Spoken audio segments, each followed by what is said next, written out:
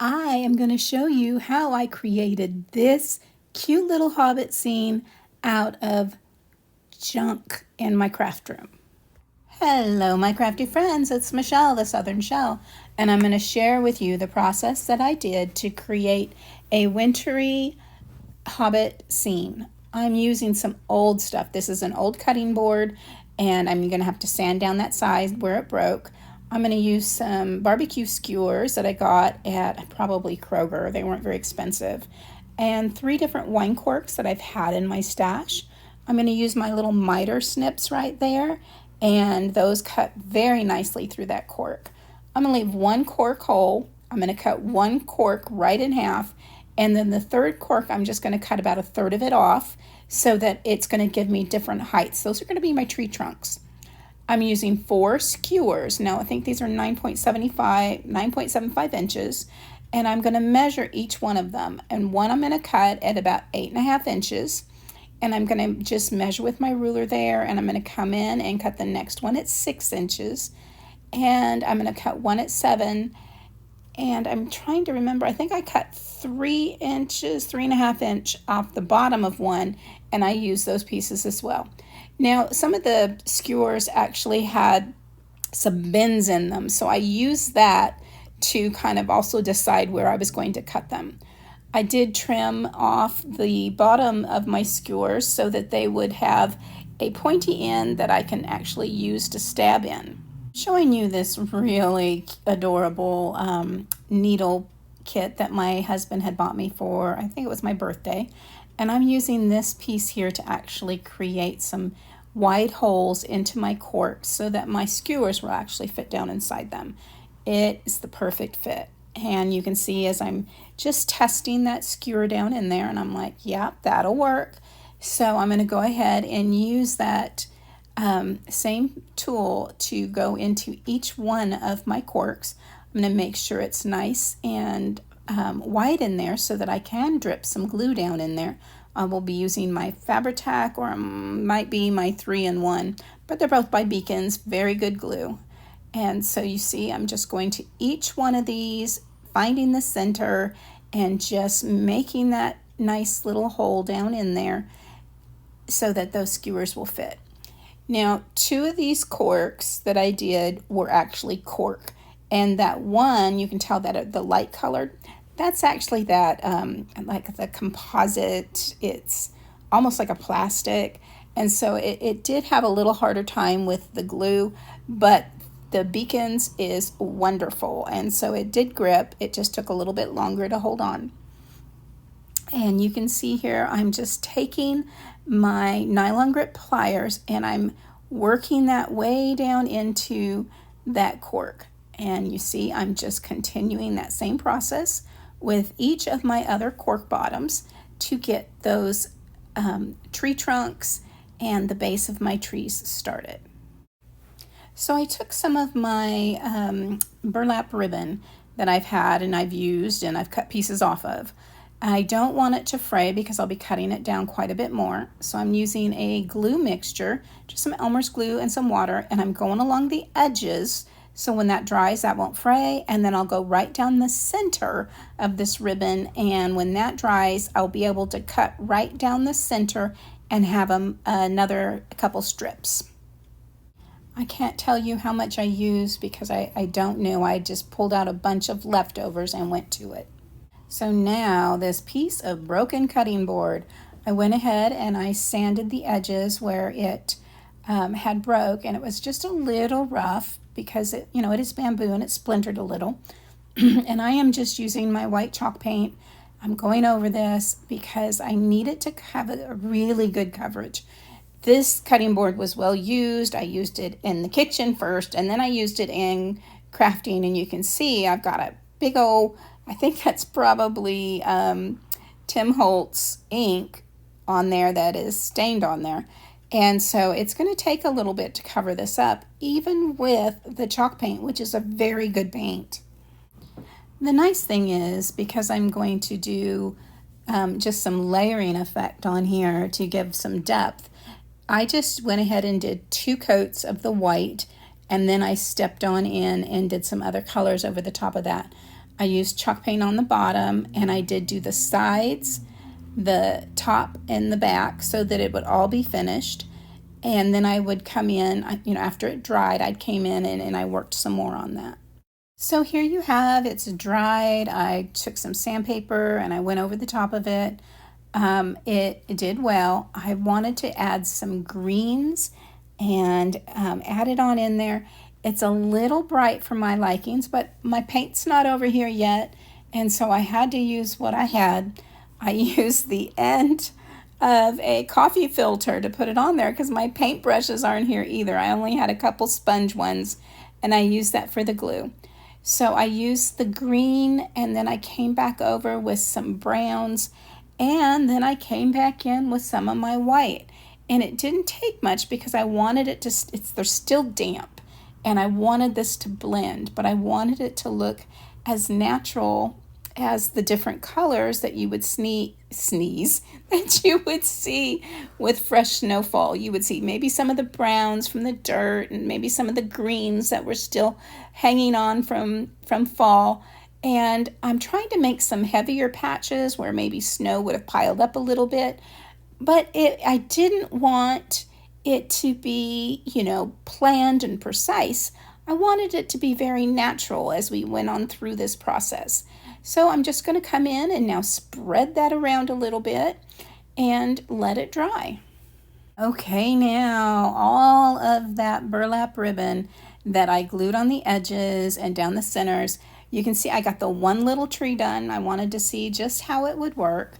And so I cut it, and then I cut it down the center, and I wanted to see what size branches. Now each of your trees are going to be a little different because of how tall they are. Their widths are going to be different at the bottom, and so you have to kind of play around with it.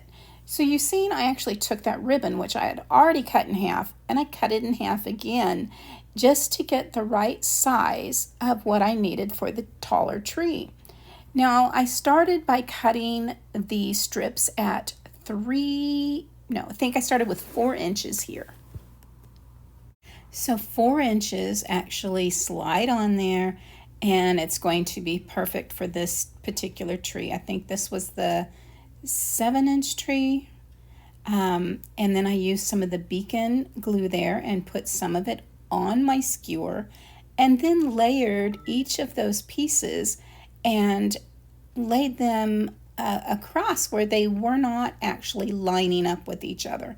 You want your tree to be full, and I took my little tweezers there and I pinched it together to hold some more on that fabric tack.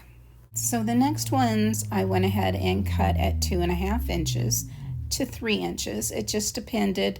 I wasn't wanting them to be precise because branches are not precise on a tree. They're not even all the way around. They're all over the place. So I went ahead and just used that 3-in-1 again, put some more on my little skewer there, and then layered these once again, crisscrossing them over, giving myself a nice full bottom for that tree.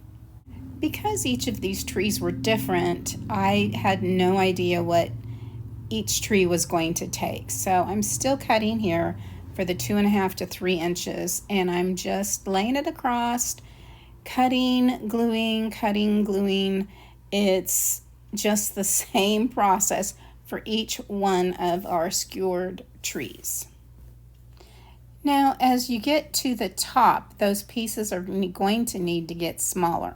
So I went from the 2.5 to 3 inches, and then I went down from the 2 to 2.5, and then I went down from the 1.5 to the 2, all the way to just 1-inch pieces until I had that skewer nice and full all the way up. And I went through all of that ribbon that I had actually cut up, that burlap ribbon, and it was messy. It was a messy task, but I really think it turned out so adorable. It got frustrating fighting that moving around, so I went ahead and took some hot glue and I glued it to the bottom of my cork to my table. And this kind of gives you an idea right here of how much I did cut. So I did 2 piles of 5 each of the 4-inch, that's 10, and then I went to the 3.5, and then to the 3, and to the 2.5, and so it was 10, 10, 10, 10, and on the 1-inch pieces I just did 5. And so it actually worked out well, and now I'm just going to once again use that glue, and you can see I'm not having to wiggle that around or stand it up because I hot glued it down to my table. Now my table is actually covered with a wallpaper, and so it's easy for that hot glue to pop right off. It's easy to clean. I love it. It's an old card table that someone gave me. It had no top on it. It had the plywood. And so I'm like, I can use that. And sure enough, I did. Doing it this way, it gave me leeway to actually show you as I worked on down through each size, using my glue, stacking up each size, and moving on to the next. It made it so much easier doing it this way. Now I just sped this part up because it's just the process of going through one whole tree. And you can see that it didn't take long, but you do need to, add glue and then crisscross your ribbons and just continue to build it up there. But it really didn't take too awful long. And I didn't want to bore you with too much of the same old as you're going through this. But I wanted a start to finish tree for you. The funny thing about this project was my husband doesn't see me go through the process of creating things. If he sees it halfway, he just kind of like, I don't know about that. But by the time the end comes along, he's much more than just impressed. So when he came home and seen this, he was like, why did you go out and buy something for Christmas? He was like really a little bit upset. And I'm like, honey, I made that. And now that it's done, I lean it over and that hot glue pops right off that table. And now look at those. I've got those done and I think they turned out adorable. Now this is where your vision hopefully starts to come together. Now when I create something, it doesn't always turn out the way I think it was supposed to. But this one did pretty good. I had a few different ideas in mind of what I wanted to add to it, from just a Christmas scene to a fairy winter scene. And I just kept going because I knew it was in there somewhere. I am not a planner when it comes to a lot of the projects I make. I see it in my head. I kind of try to find a placement for it, and then I just go for it. I write the same way, and it's by the seat of my pants. People say I'm an ADHD crafter, and I'm like, I'm just a crafter. I see something, and I have to get it out of my head. And that's what I've done with this. I know where I kind of want the trees to be, and I think it turned out very well. Now this is where I find out that the little composite corks don't want to grip quite as quickly as the regular corks. So I have to take a little more time with those. I'm checking out the widths of the different trees for their heights, and I'm doing just a little trim up on there, and not a big deal. I'm going to turn and kind of look from different directions because people are going to be able to see all the way around this. So I want it to be finished all the way. Now I had some different ideas of what I wanted. I have an old birdhouse that I painted, and I thought these little fairies would be cute if I repainted them into maybe a snowy scene. But I think that they were just a little, I don't know, I just didn't think it fit what I wanted it to do. So I'm going to go ahead and take the birdhouse that I had painted, and I'm going to go ahead and do a little alteration on those. So next thing I have here is some of the jumbo craft sticks. I cut down 1.5 inches, and I'm going to paint that red for the door.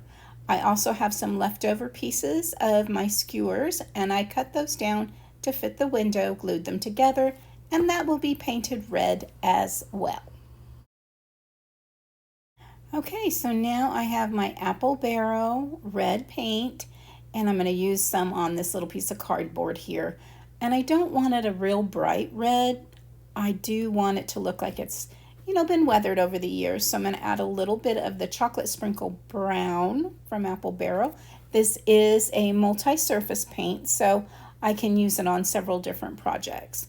Now I don't want it to get super brown, super dark in that red, so I'm just mixing a little bit of it in at a time so that I can be precise when I'm creating the color I want for my door and my window. My little sponge dauber had seen better days, so I am taking one of those Dollar Tree sponges. I think I got 6 in a pack, and I just cut some of it up and I'm mixing that so I can use that as a dauber for my painting. Now I think that's a good color for what I'm looking for here. I wanted some of the brown to be a little blotchy and the red. I don't want to chip it much. I mean, this is a skewer and it's being glued together. So I don't want to try to make it chippy. Now the door, I'm only doing one side because it's going to glue to the other. Now this is such a simple process here with just the sponge and the paint. Once I get it covered on there, I'm just going to slide it forward and let it dry as I start to manipulate and work with that birdhouse to make it not look like a birdhouse. So what I'm going to do now is I'm going to take some of my elephant gray chalk paint and I'm just going to do some dabs here and there on this house here. If you've got a home in the middle of the Shire, a lot of those homes weren't looking pristine and painted, just perfect every day. They did look like they had been out there for a while. So I'd used some of that gray on there, and I used a little bit of the brown up in the top corners, and then I just came back in with my chalk paint over the top of that and blended those colors down. Now I did this all over the birdhouse except the roof, and we're going to have something different happening with our roof.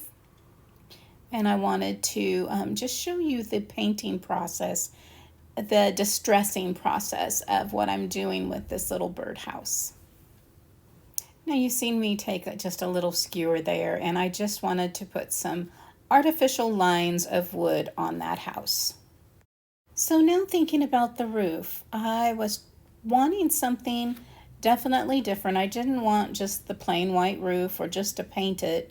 And I did have some of this burlap ribbon left over, so I thought I would cut it down into maybe looking like some shingles or some bark shingles, since that's kind of what would be going on in a little cabin someplace out in the wood. They usually would take strips of bark and put that up there on their roofs. So I'm just going to use these leftover strips of burlap here, and I'm going to cut them down to about 1.5 inch pieces, not all the same, and then I'm going to just separate them into even piles so I know how much to use on each side of the roof as I'm doing this. All right, so let's get these little bits and pieces of burlap into a shingled roof. So I'm just kind of splitting them up into equal piles so that I know just how many I can use per row. I have my beacons 3-in-1, so this should dry pretty quick and very hard. I'm just going to put a row across that bottom area and then line them up, kind of overlapping them just a little bit. Now remember, this is rustic, and so it does not have to be perfect. People are up there, they're doing it, and, they didn't have modern tools. So, my glue works pretty well here. I'm just going to continue loading these across, offsetting them to the shingle I did below. And that's why you can see it kind of going over the edge there. And I'm going to do it again right across that next level. And we're just going to continue this across this side of our roof. So now that I have one side done, I'm going to go ahead and rotate this around and do the same process on the other side. Now you do see that little piece there, and I just wanted to slide an extra one in there. We will come back and trim this when we're done, but same process on the other side, just some glue. We're going to take some of those little pieces of leftover burlap, and we're just going to layer them on there just like we did the other side. It's really easy. It's easy to do. I think the hardest thing was for me deciding what I was going to use to be shingles on this house. I think that the burlap turned out great. Now both sides are done, and I'm just going to look at this, make sure everything's glued down, and then comes the dilemma. What am I going to use on the top part? Well, there we go. We have a little bit of a different type of burlap, and what I'm going to do is I am going to try to get it to go down the center a bit, because you know when you do a house, you put one piece across the top of the house that kind of goes down both sides. But in order to do that, I needed one more like little sheet to cover from the center to where those other shingles started. So I cut that down and glued that across the top there. And then I'm going to go ahead and take that small little piece and go right across the center, sealing that roof up. But I wanted it to still look like shingles there, so I did trim it a little bit, and I will mess with that. It probably would have been better for me to just cut them all at once, but I seat of my pants, guys, crafting by the seat of my pants.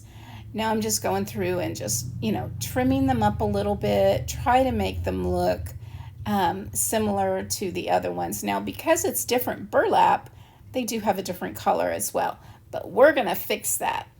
So once again, some of my glue across the top, and then a little creased piece of burlap, gluing those pieces down. So none of your weather, none of your rain or your snow or any dust will come on in through the top of that roof. And there you have it. The next thing I wanted to do was add some freshly fallen snow to the top of this house. So when I think about the snow falling, I know it's going to gather right on top first, and then it's going to slide down the edge of the roof into that steep roof, and it's going to land and kind of pile up on some of your shingles, depending on the ones that are maybe standing out a little further than the others. So I'm just coming through and adding it to the top and dragging it down to where it might slide down the roof onto the rest of the house. So this was a very simple, just dab on enough till you feel comfortable with the amount of snow on your roof. So the next thing I'm going to do is I'm going to go ahead and glue on the little window frame. Now I measured across the hole and cut one piece of my skewer to the measurement across, and then I took another one and measured it the measurement and across, and then cut that one in half. I then glued those pieces together in the center and let them dry. Once they were painted, now I can come on down and see just how close they're going to fit right on this window. I knew it would be a little big because I didn't want to make it too small. So I'm just going to come in and I am going to trim off the edges of the window. I am first going to attach the door and get that on there, and that can be sitting up while I'm trimming up the window. Once again, using that Beacon's 3-in-1, this will grab hold quickly and it will continue to grab hold, and it will be on there like it was just one piece. In order to trim just a small piece off of that window frame, I thought I would try my scissors, and it was just bending the wood pieces and it just wasn't going to work. So I did go in and I'm going to use my miter snips. and this worked so much better. So now I just dipped some of my Beacons 3-in-1, and I'm dipping each of my little end pieces of my window frame so that I can pop it right on in that hole. And it was a little difficult to kind of maneuver around there because I needed to get it on each of the little ends of my skewers. And I just grabbed it there with the tweezers. My hands are going to be sticky after this, but it was so worth it.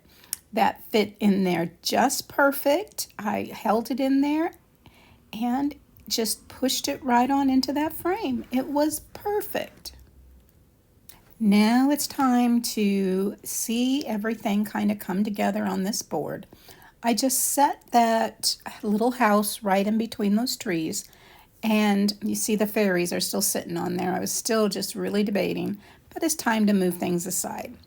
I'm doing the same snow technique that I did on the house, and I'm just coming in with that white chalk paint, and I'm coming in rather heavy on them because snow doesn't just slowly go down and leave little thin amounts. It does have heavier spots on your branches. So I wanted to make sure that it looked like the snow had fallen and the trees accumulated the snow where the branches were actually set out on that tree. They're not going to get a lot of snow on the inside, but I tell you, on the outside of those branches, they are going to get some as it falls down.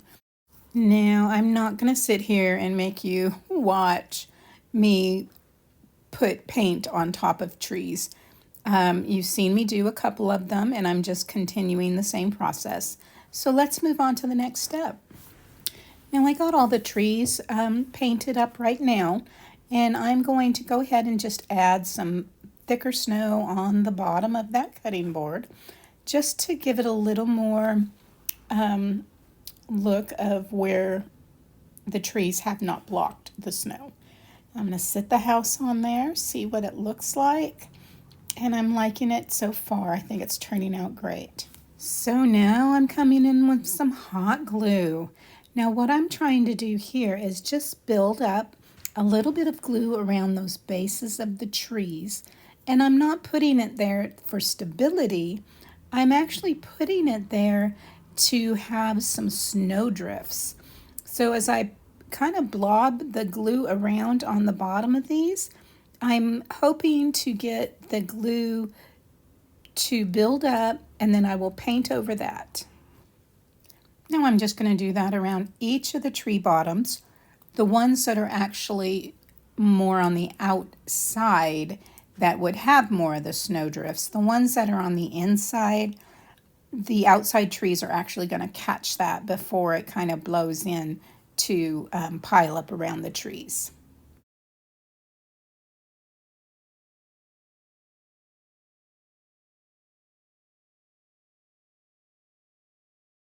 So now the glue is set, it is dried, it is solid. I'm going to come on in with my white chalk paint again, and I am going to go right over that glue, and that's going to make it look like we have a little snow pile that has drifted up against the base of the trees.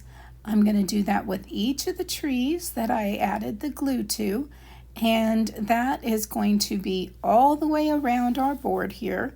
And you see me just moving it around and just tacking it on there, making it nice and thick so we don't see any glue spots underneath there.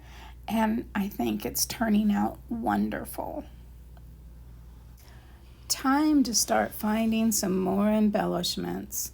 I have this jar of just odds and ends, some of the bottle brush trees, different stuff that I had gotten from Dollar Tree over the years, and I knew I had some trees in there that I'd like to place on here. So I went through to see just what sizes I've had, and I picked out just a couple of them that I knew would work great, and I put the rest away. Now that I have my trees picked out, I have these little wooden cubes from the Dollar Tree. And I wanted to paint some presents to go under the trees outside, the green bottle brush trees that I had gotten. And so I went ahead and poured some little colors on my my lovely little palette here, my coffee filter, and I just poured out some basic colors to wrap my presents, paint my blocks. So I am going to get started here. I have just a little makeup sponge, and I'm just going to daub on the yellow, and I'm just going to move right on through each of these colors. Nothing spectacular, very easy. Different color daubers for the different color paints so that they're not getting mixed, and then setting them aside to dry. I'll show you most of the painting here, but it's pretty much the same. So I will fast forward this and play a little music, but I also will cut some of it out. It's just painting your cubes, and I will go in and add a little bit of flair to it in a little bit after they dry. But I just didn't want you to have to sit here and watch me paint with a sponge.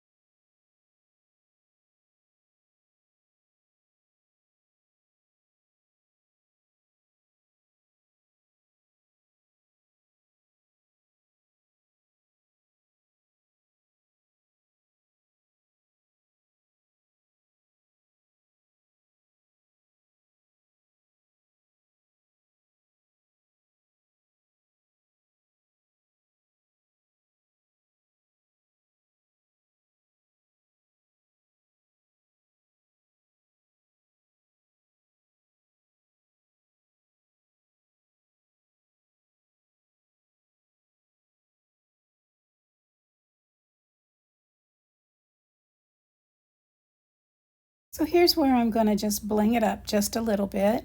I have some metallic silver and some metallic gold, and I'm just going to put a little bit on my my little squeegee there.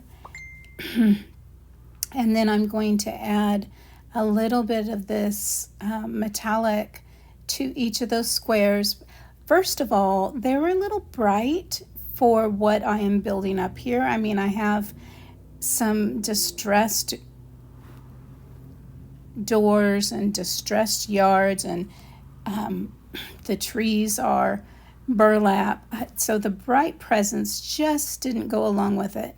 So here we go, just distressing it with bling. How about that? As you see me doing this, you'll notice that the bottom are not painted, and there's no reason for me to paint the bottom since I'm going to be gluing those straight down to our setting.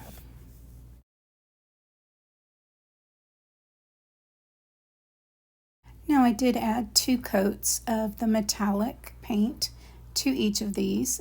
It helps to dull down the brightness, but it also gave each of the gifts a shimmer that worked perfect with this setting.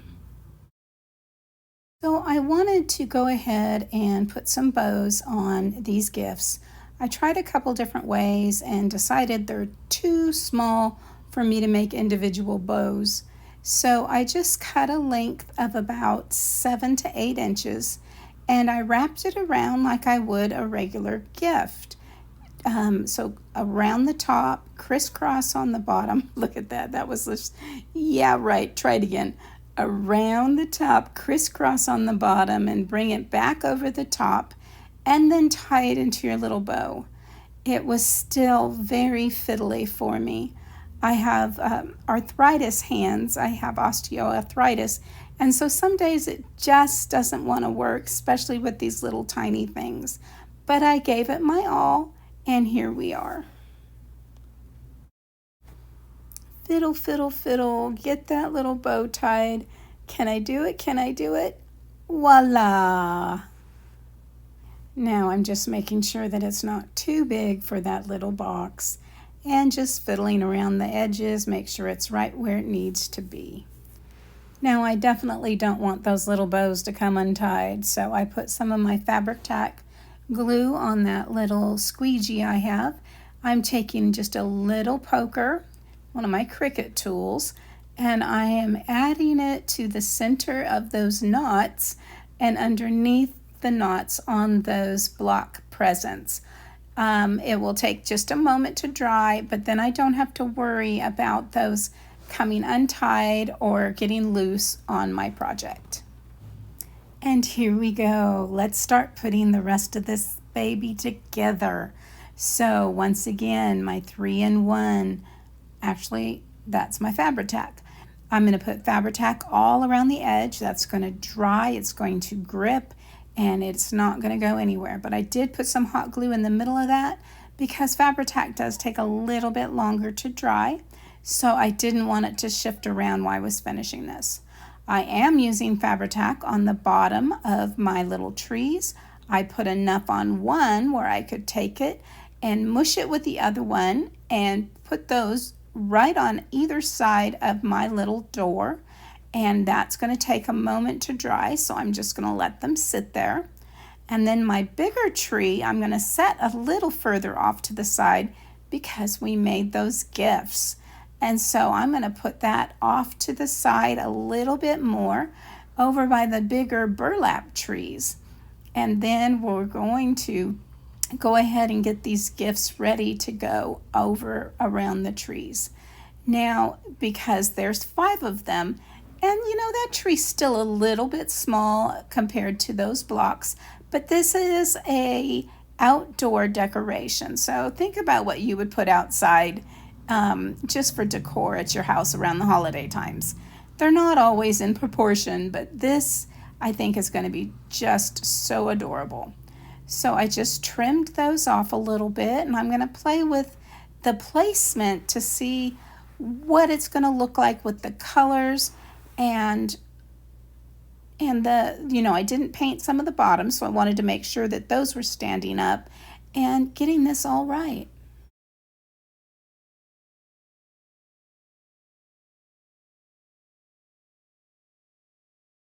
Well, guys, this is how it turned out, and I'm so excited. I think it turned out absolutely gorgeous. Let me know what you think in the comments below, and if you would have done anything a little different. I really appreciate you stopping by and spending your precious time with me. Guys, if you've not subscribed yet, I will ask that you will do so, and give this video a like if you like it. It really does help my channel. As always, stay safe, God bless, and bye for now.